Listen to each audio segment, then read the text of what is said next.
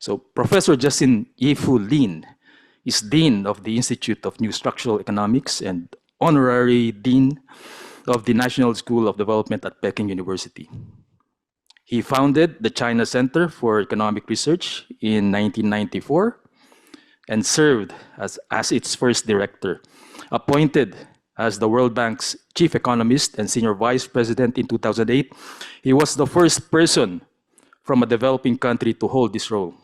Professor Lin has authored over 20 books and 300 papers on economic development, including Demystifying the Chinese Economy and New Structural Economics. He is also a member of multiple high-level policy and academic communities. Without further ado, Dr. Justin Lin, please.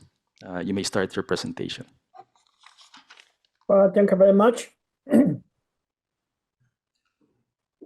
Dr. Tina David, friends, and ladies and gentlemen. Well, it's a true honor for me to be able to participate in this special event in honor of Dr. David David and Tina David. And Tina is a good friend of us and also a mentor to many of us doing agricultural economics in China. And I have known her more than 35 years. And I would very much like to join this special event in person. But you know, I'm still actively teaching. I taught this morning for 3 hours. And in this evening, I have another course, 3 hours. And because of that, I could not be away from Beijing. But luckily, due to the modern technology, I can participate online. And today I'd like to talk. The topic is rural revitalization in China. And I want to present this from the perspective of new structural economics, which I advocate in recent years. As you know, China was one of the poorest countries in the world before the transition from a socialist planning economy to a market economy in 1978. At that time, China was one of the poorest countries in the world. Its per capita GDP in 1978 was only 156 US dollars. And it was less than 1/3 of the average of 495 US dollars in a country of sub-Saharan Africa. Like other poor countries, most people living in agriculture. At that time, 81% of the population rely on agriculture for livings.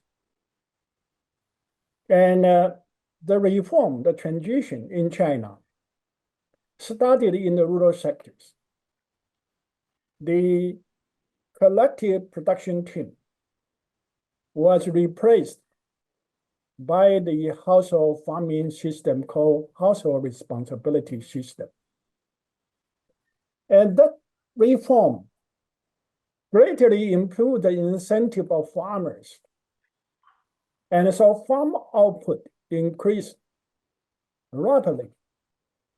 And the income in rural areas also increased quickly. And so it was a very successful reform. And to some extent, the reform is still the most successful reform that we have in China.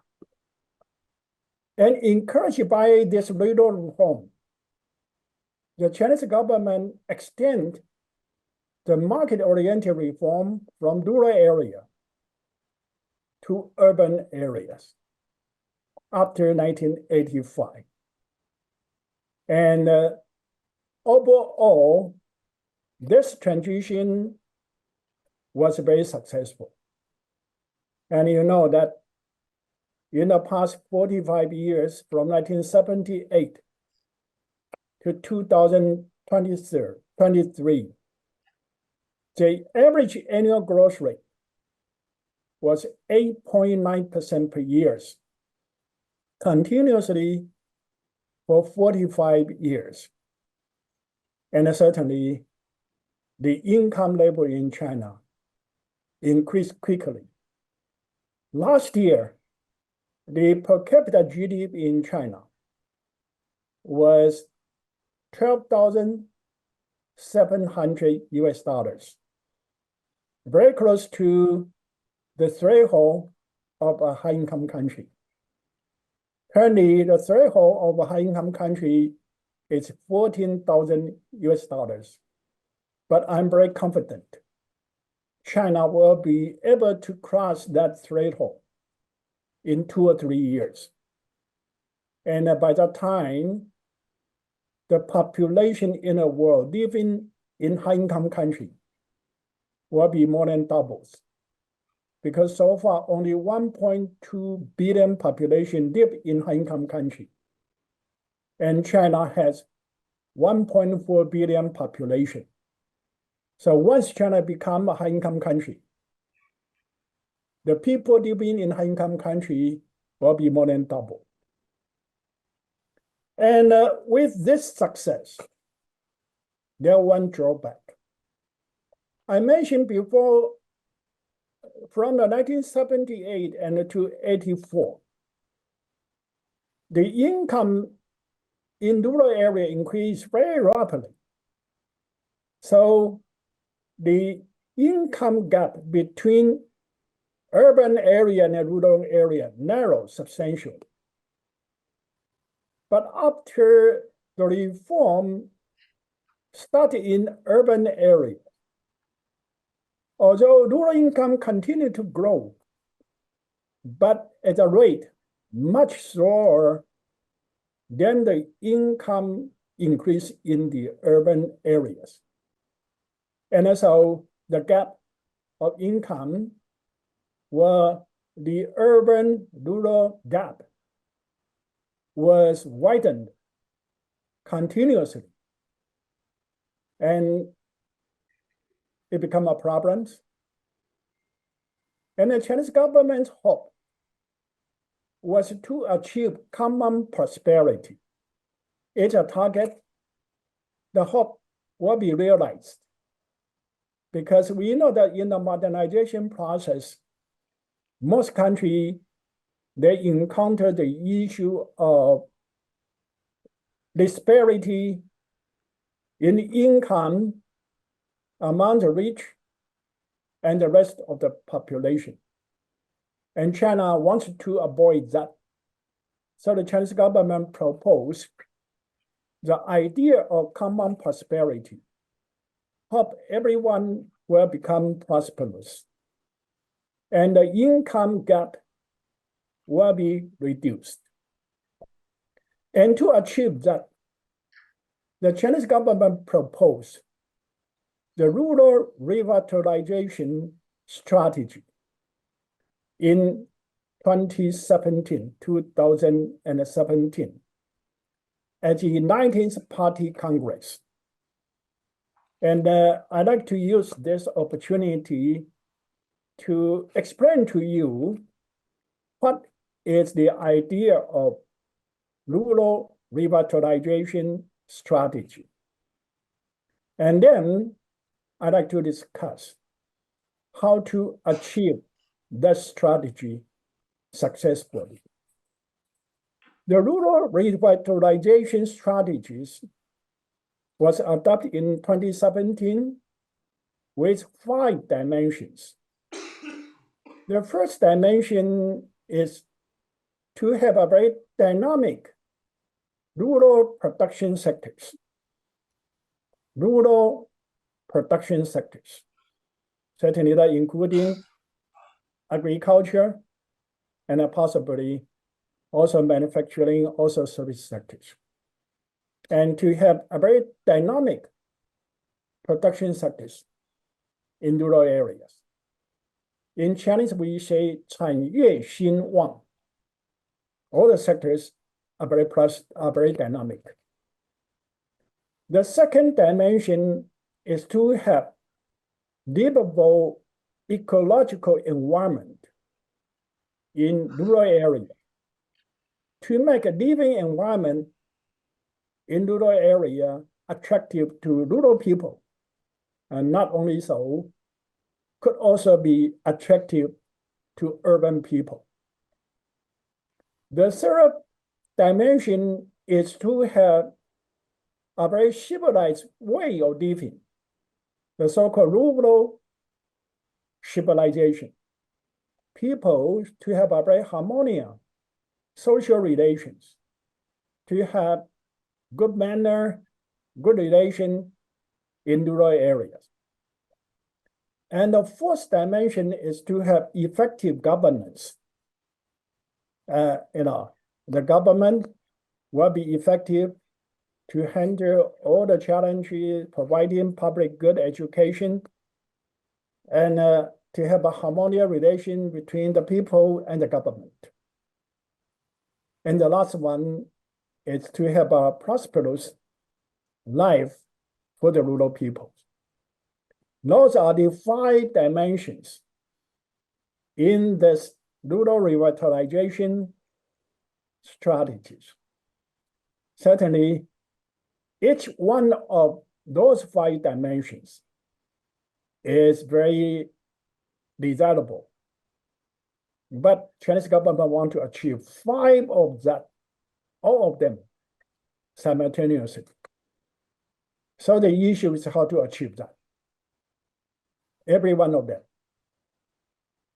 And then from the new structural economics that I'm proposing now, the so-called new structural economics is to apply the neoclassical approach to study the determinants of structural and structural evolution in the process of economic development.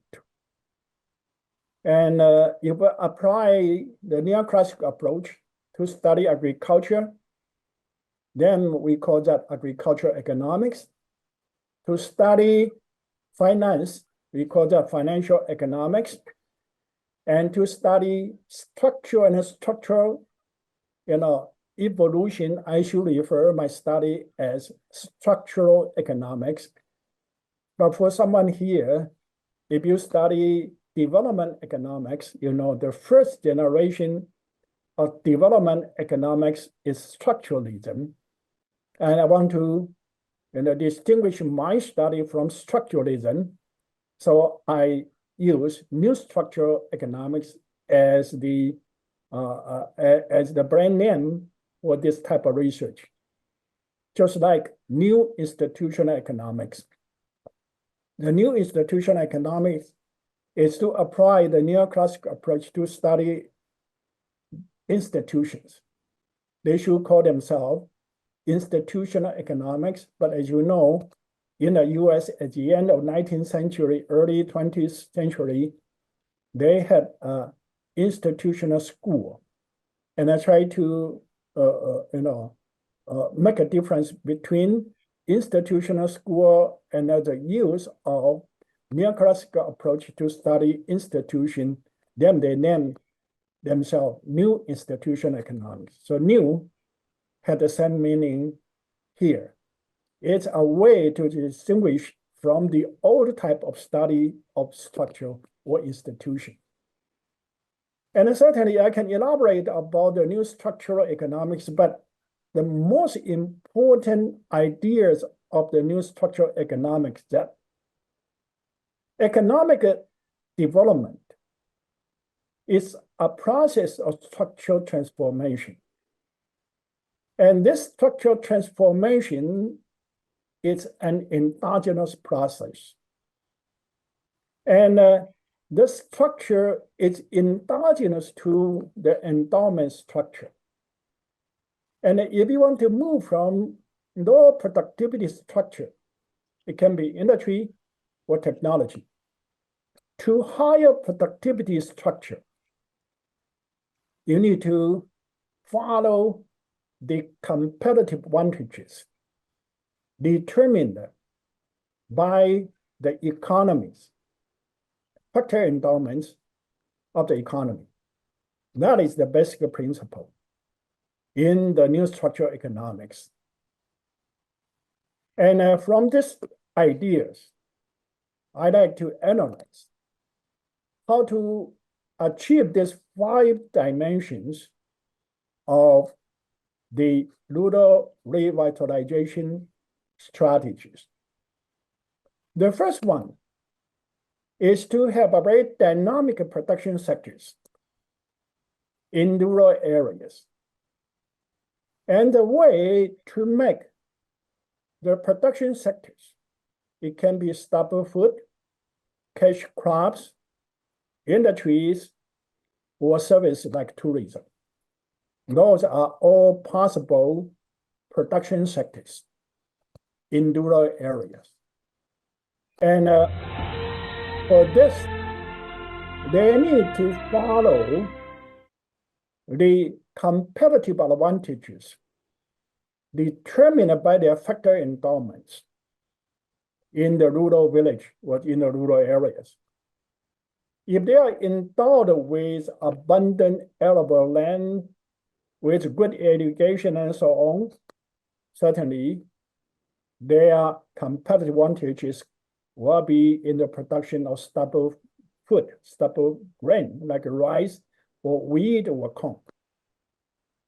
And if they are close to the city and they also have abundant endowment of labor force, then they may have competitive advantages in cash crops.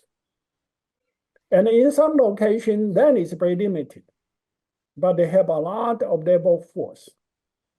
And then their competitive advantages may be in labor-intensive manufacturing. And if they have a good scenery, or they have a good historical heritage or cultural heritage, then this location can have competitive advantages in tourism. And if they want to make their production sector to be very dynamic, they need to follow this principle. Because if they develop sector which are consistent with their competitive advantages, they can have most efficient, low cost of production. They can provide a good or service at a competitive cost than any other part of the country. And that is the foundation for dynamic production sectors. And if they follow that, certainly the income can be increased quickly. So by following the competitive advantages, they not only can achieve goal 1 or dynamic production sectors, they can also have a prosperous livings for their people.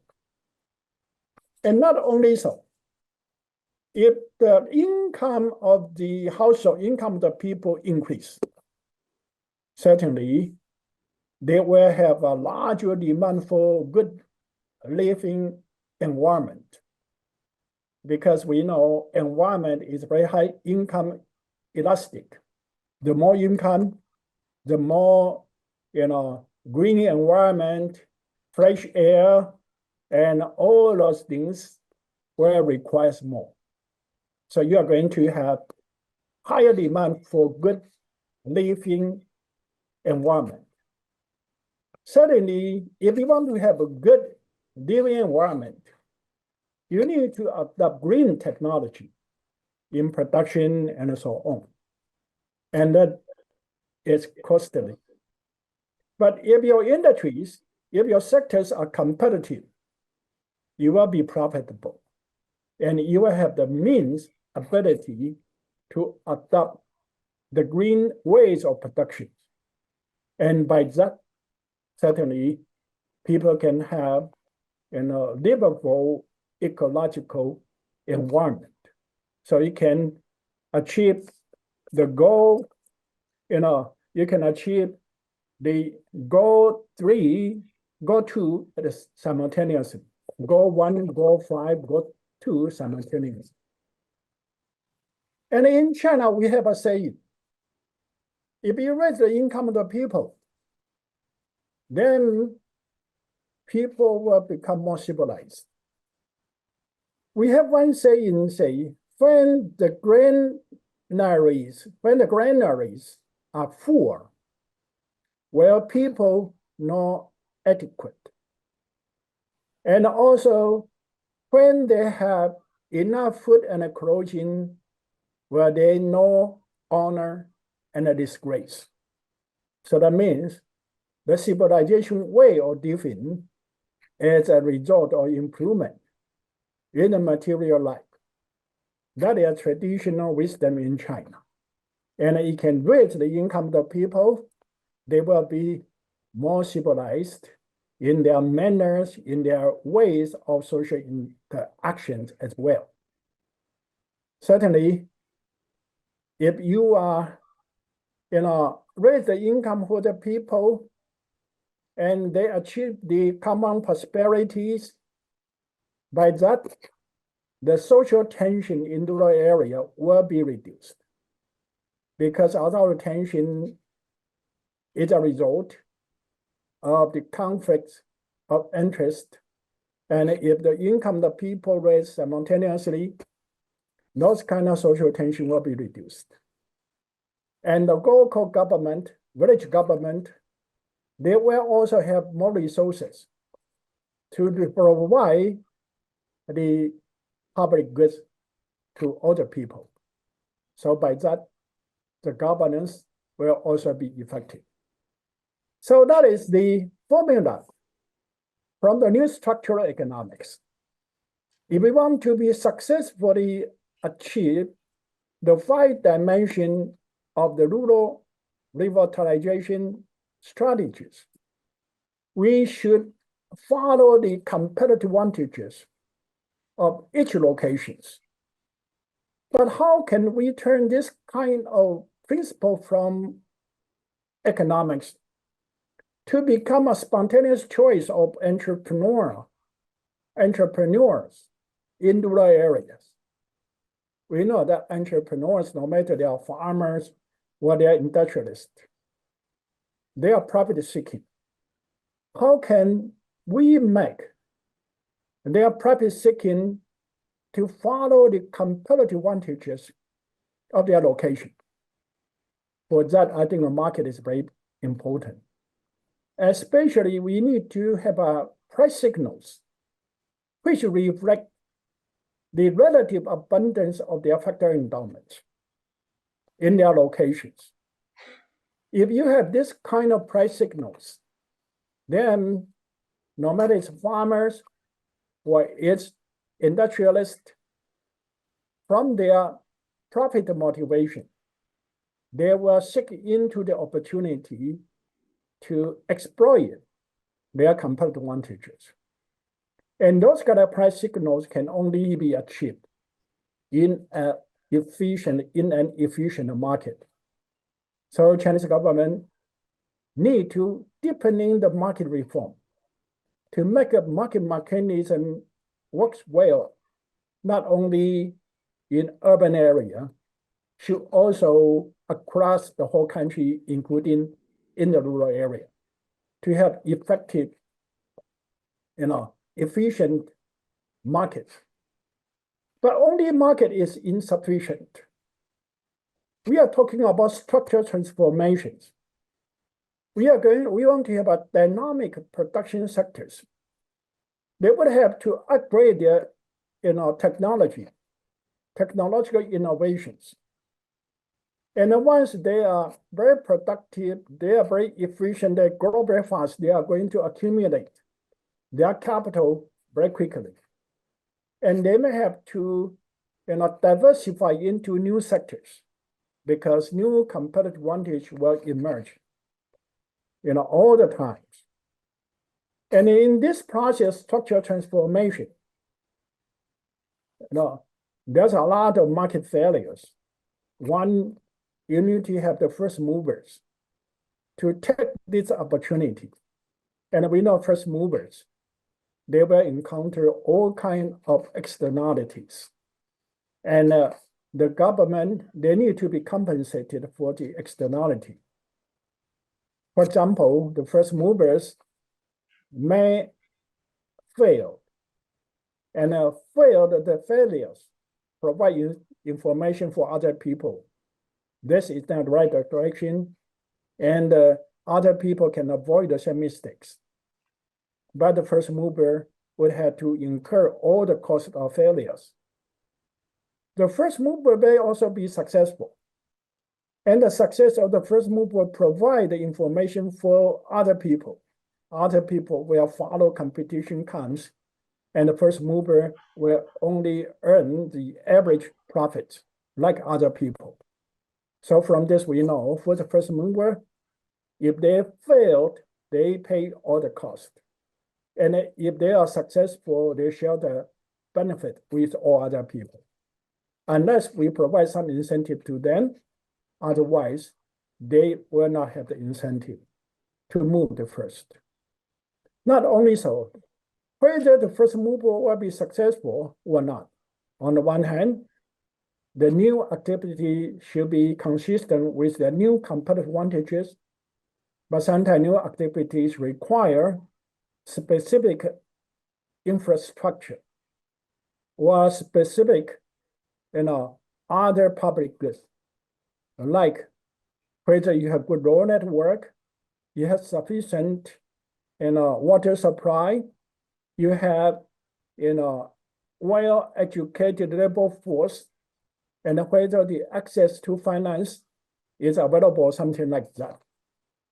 For those kind of things, the individual entrepreneur will not be able to handle. So we need to have a local government to help that. Certainly, the local government resources is limited. So the local government need to use their limited resources effectively and targeting new sectors which are consistent with local competitive advantages and to help the entrepreneur to be successful. And so some kind of industrial policy would also be essential. And we need to have the government to facilitate this change. So I think that is the ideal. In a market economy with facilitation state and help local entrepreneur, can be farmer, can be industrialist, to exploit their local competitive advantages, then those 5-dimensional rural revitalization strategies can be successful. But let me conclude before I finish. That is related to the food security, especially grain security. As you know, China is poor endowed with arable land. And China does not have competitive advantages in land-intensive products, especially staple food like wheat, corn, soybean, to some extent, also rice. And I'm advocating that China should follow our competitive advantages. Does not mean China have to reduce the food production and to rely heavily on import of food, especially grain, for our consumption. If we have a good globalization, peaceful globalization, and also expectable globalization, every country follow the economic principle, then that should be desirable. Then income in rural area can further be increased. However, we know there's always a food security issue, grain security issue, especially because of geopolitical tension now we are facing in the world.